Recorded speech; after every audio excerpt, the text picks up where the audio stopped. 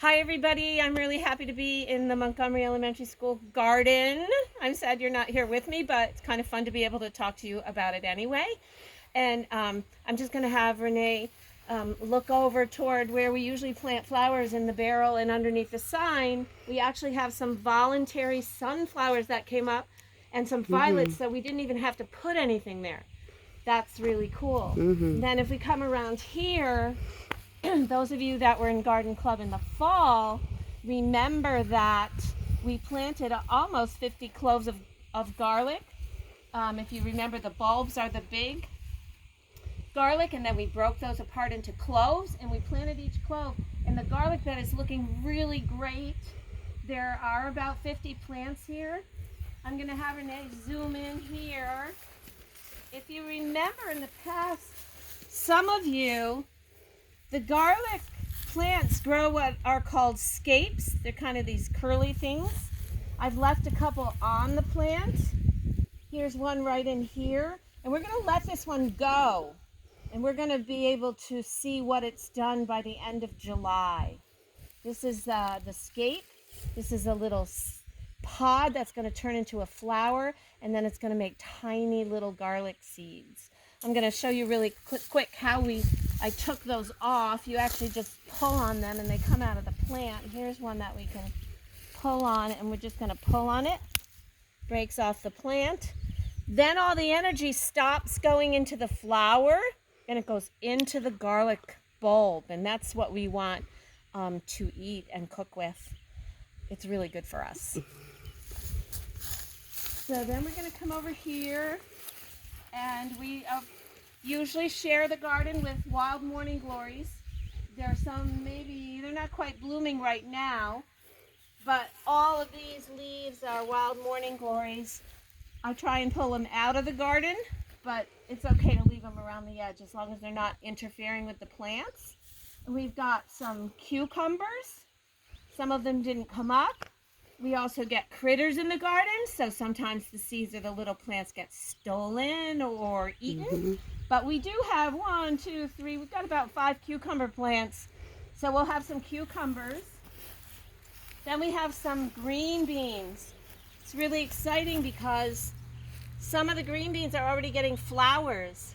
If you remember, the flowers grow, and then there's the tiniest little green bean right here where the flower went by already. So the flowers grow, they go by, and then the green beans grow right in the same spot. So that's really exciting. And you can see here we've shared this green bean plant with probably some Japanese beetles or something. Then, here's a morning glory. Some morning glory, wild morning glories. Some daisies. That's a raspberry. So it's kind of fun to share the garden with other things that grow on their own. Here we have some catnip. This catnip, and look at that morning glory growing right in the catnip. This catnip is flowering. It is an herb. Got a Japanese beetle on it. Discover Japanese beetles in your garden sometimes. You can pick them off if you don't. But the good thing about the morning glories is the Japanese beetles eat the morning glories instead of the plant they're growing on. So that's kind of neat. This is a little herb garden. The catnip's really big, and this comes up every year. Got some parsley, some sage, chives. You remember tasting chives. The chives are starting to flower. You can also eat the chive flower. Got some rosemary and some thyme. And next week we'll do something with our thyme. We'll make something with it. But for today in the herb garden, we're just going to cut some catnip. Now, normally you cut an herb before it flowers, and we're a little late on this, but there are some little ones here that haven't quite flowered yet. Just the bud is there. So we're going to cut these, and this will work. We're going to set this up for drying. So we're going to tie them so that I can hang them in my kitchen and dry it. And then I don't have any cats, but my neighbors do. And boy, won't the neighbors' cats really like this catnip. Catnip's also good for humans. You can make a tea with the leaves. If you have an upset tummy, it can help calm down your upset tummy. It kind of acts like mint. Mint would do the same thing. We don't have any mint in this garden. So you would take a bunch, as big or little as you want. Take a piece of string. Oop, it's not really the right tool for string. And you're going to take your string and you're just going to wrap it around a couple times like this. Oops. However works. And then tie a knot right here. Make it tight.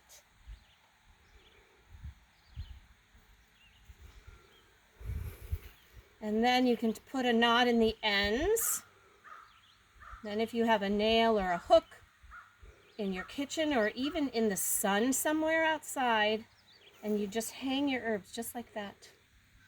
And then they'll dry, depending on how dry it is outside or how dry it is in your house. It could take up to 4 months to dry, or it could just take a few weeks to dry. Then you crumble that right up, and if I find some dry herbs at home, I'll bring them sometime and we can look at that. So you can do that with any of the herbs in the garden here. Dry them for use later. Then here we have a little bed of greens, some mixed lettuces, mesclun mix it's called. I have some spinach. The spinach is starting to go by. I don't know if you remember, but spinach likes cold weather. So when it starts to get hot, it starts to grow tall. And we're going to leave these because these will grow tall in the hot weather and make some seeds on top. But we're going to pick a little bit of this because we're going to remind everybody how to wash greens. So we have some spinach. You can pick the bottom leaves on the spinach plants so that the middle ones or the littler ones keep growing. So you don't have to pull the whole plant out of the ground. And same with the lettuce. I look for the bigger leaves and I just stick my hands way down in there and just pinch the leaves out. They're very tender, so they come right out of there. These lettuces have different flavors, so it's really good to mix them.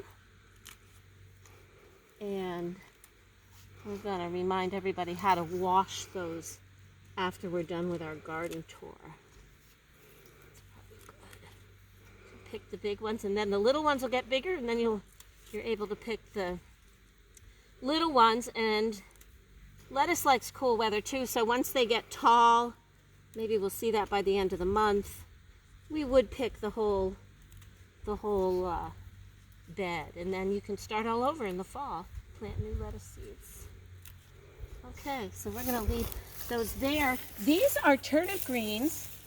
In turnip greens, I haven't thinned these out yet, these turnips, but we're going to pick some little ones. These are kind of spicy, and they're a little bit prickly and furry, but they're still really good for you. And if you pick the little ones, you can put them in a salad.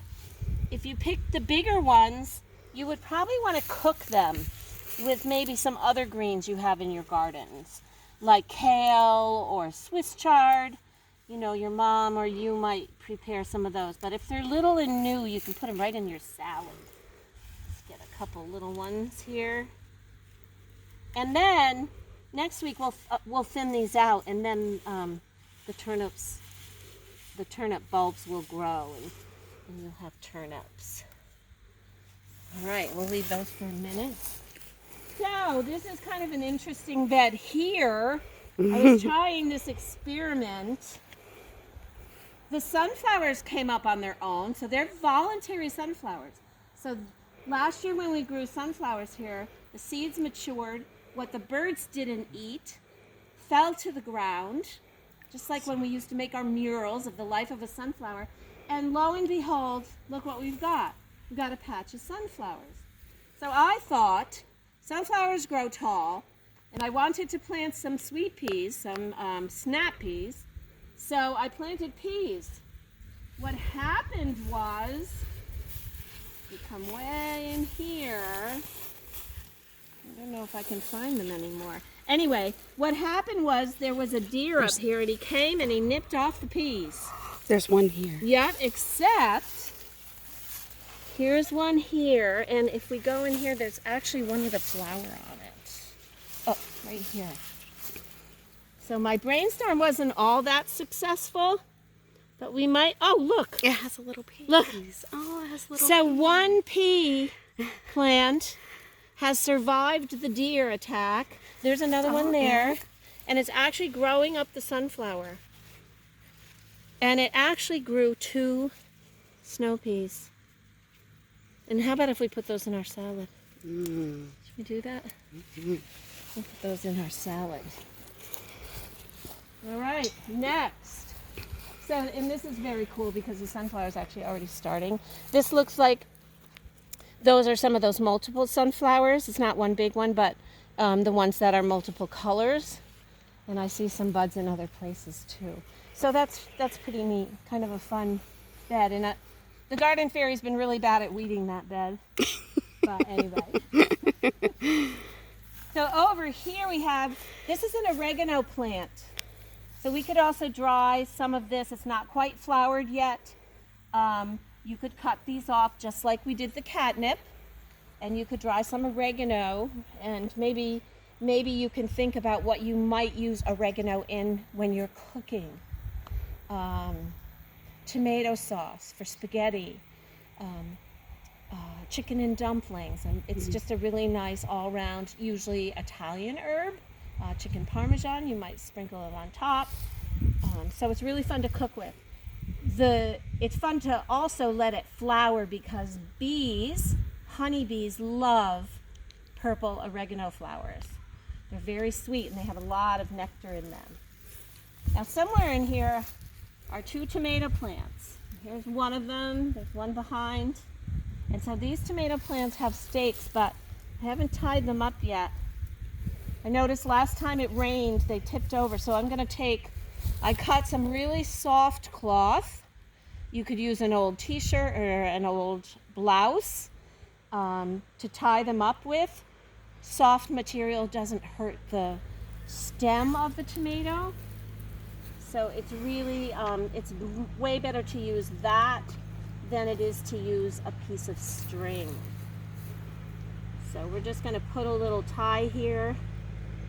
I tried to tame that oregano plant, but oh well. And then we're gonna do the other one too. And look at that. Another voluntary sunflower with a morning glory growing right up the stem. We'll see how that does. We're gonna try and get, this tomato plant's got a lot of branches. We'll try and get all of those in there. And if you have a nice soft cloth, like I said, it's not gonna hurt the plant. You can check the tomato for, we've got a morning glory. I'm gonna pull it right out, growing up this tomato. So, I'm gonna pull that out, there's a piece of grass. At least disconnect it from the ground. Now here we have some onions. Tomatoes and onions are friends. They are really compatible. You can grow them together, next to each other. Tomatoes are also really friendly with carrots. So that's like compatible planting. You can plant them together and they kind of keep the pests in check also. And here we have one of our faves. We've got some basil. It's doing pretty well. We're sharing it with some little critters or bugs. Got some holes in the leaves. But if you remember, those of you that have been here before, we use our garlic and our basil to make pesto. So I think we might be able to do that the last week. And I could bring my stuff up and remind you how to do that. That would be really fun. So that's the garden. This is a crazy, some people call weed. It's called mullein. And it's going by. The leaves are really furry. The flowers, this used to be covered with yellow flowers. And this is used in herbal medicine for inflammation and other ailments. We've never done that here, but this mullein plant just seems to grow every year, so that's kind of cool. And there's actually a little baby coming up on the other side. So we just kind of leave it and let it grow. You can make tea out of the flowers and the leaves. And if you use the leaves, you usually use the leaves down toward the bottom. Especially these nice little ones. Here's another one right here. That's kind of funny. Oh, there's bunches. Oh, yeah. Ah. And then last not but least, way down here, we've got some blueberry bushes.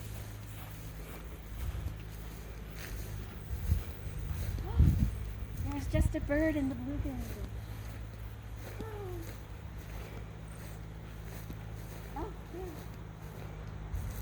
Oh, I don't know what it is. I don't know either, and I've seen them recently at my house, and I've never seen them before. Like some kind of, it doesn't have a crown, does it? Anyway, so our blueberry bushes, especially the bigger ones, Can't look see. at Right all there the he is. blueberries. And yes, blueberries, we always share. I bet you that little bird was eating some bugs that might be little pests, or not pests, just bugs that have been hanging out here. But these were all little white flowers. And look at all those blueberries. Isn't that something? So these two bigger bushes have done really well. This looks like a great year for blueberries. Mm-hmm. So I don't know the name of these bushes, but it's good to plant different kinds of bushes. These are lower bushes. They also have quite a few.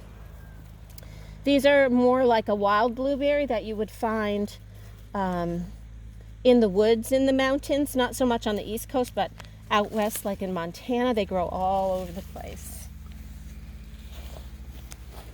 And that's our garden. So let's go over to water, and I'll remind you how to wash your greens, and then we'll call it a day. Got wild daisies growing. What is that? Oh, my mind. The monarch's like. Oh, milkweed. Milkweed. So we even have some little milkweeds. I haven't seen many monarchs this year, but oh no! And then there's a little critter. A tiny little. Yeah, look at the daisies, a little mole. Okay.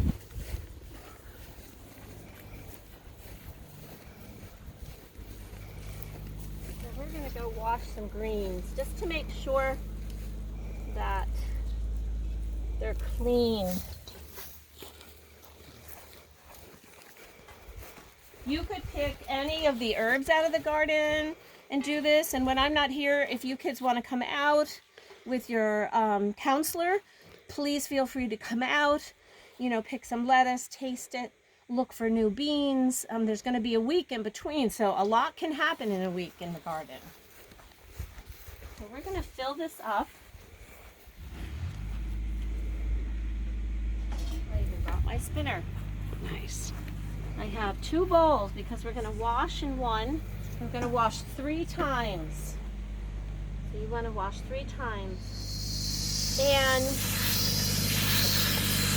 it's hot, and we don't want hot water. Wait for the water to get cold. So we're going to wash it 3 times, and it's more about letting it soak for a minute and float to the top so that any sand or dirt floats down to the bottom. The sand and dirt is heavier than the lettuce. And I know if you buy lettuce in the store, sometimes it says triple wash. So they're doing what they're supposed to with lettuce. We got nice cool water. It's okay to do this outside, as long as you have clean bowl. Be gentle with it. Lettuce bruises really easily. Especially when it's fresh from the garden. If it wilts, don't worry, because the cold water will perk it right up. So you're going to put it, you can see already see how any grit or dirt or sand is floating to the bottom, the bowl. Probably put a tiny bit more water in there. And then gently we're going to move it to another bowl. And you can take your time doing this. You don't have to hurry. You're going to pick it up, move it to another bowl.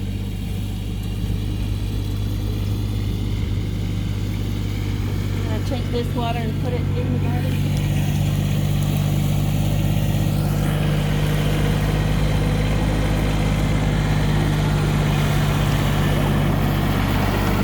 Andy!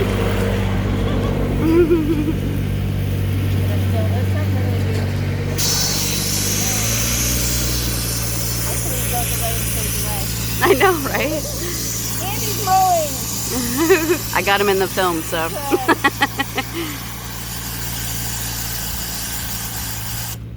So we're going to do that again. Let it float for a little while.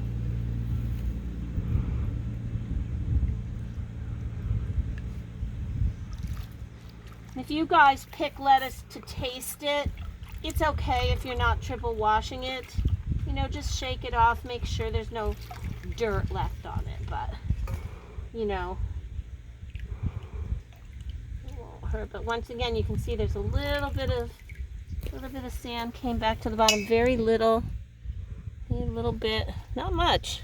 Pretty clean lettuce. Put that back in the garden again.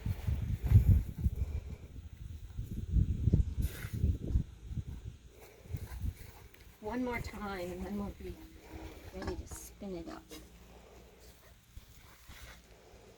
Whoa. Oh.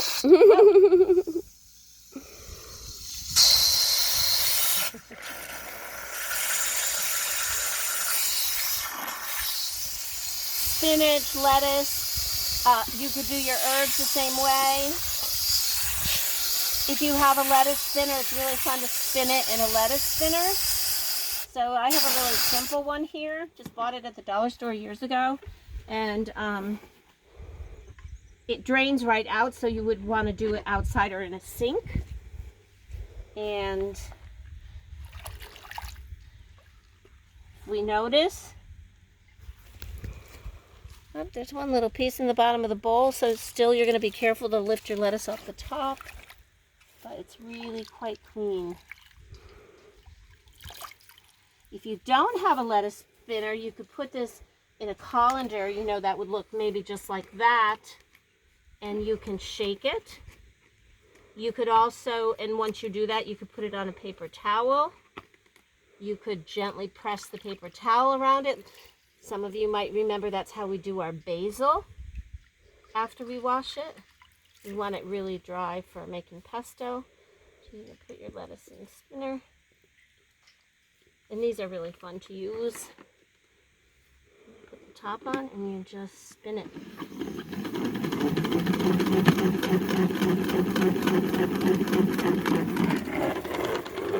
Water comes out the bottom.